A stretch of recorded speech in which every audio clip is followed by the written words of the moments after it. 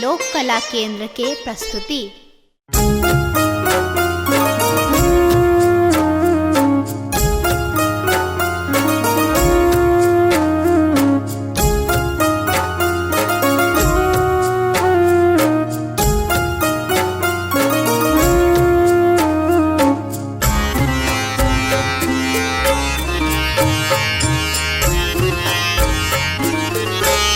शिव हो उतरा पार पवन विधि,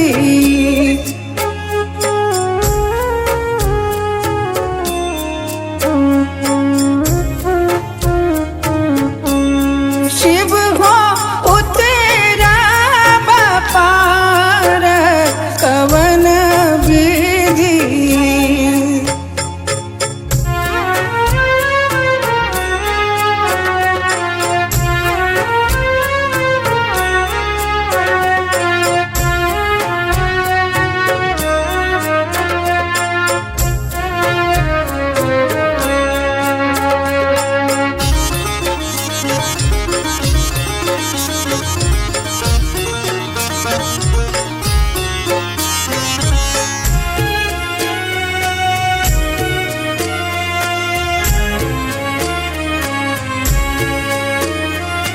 लोढ़ब कुसुम तोड़ब बेल पाते, लोढ़ब कुसुम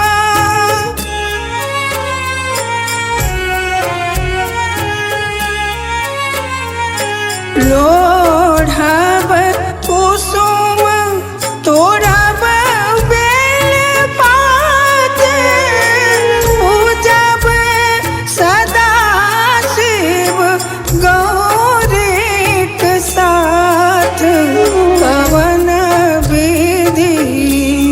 शिव हो उतरा पार पवन विधि।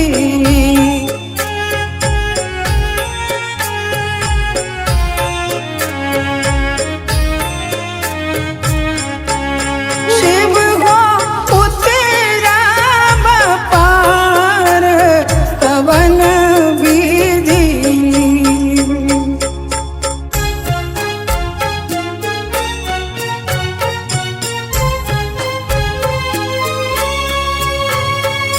बसहा चढ़ल शिव गिराए मसारा, बसहा चढ़ल शिव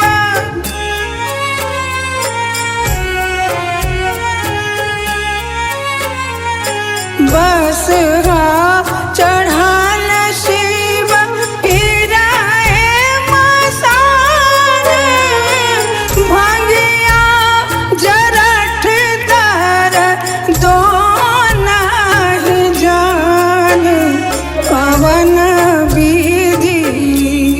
शिव हो उतरा पार पवन विधि।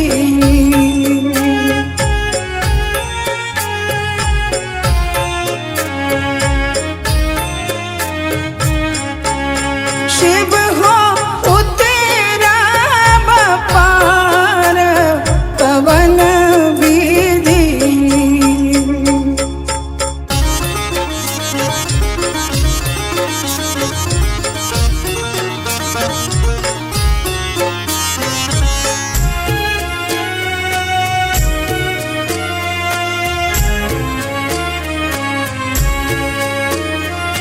जप तप नहीं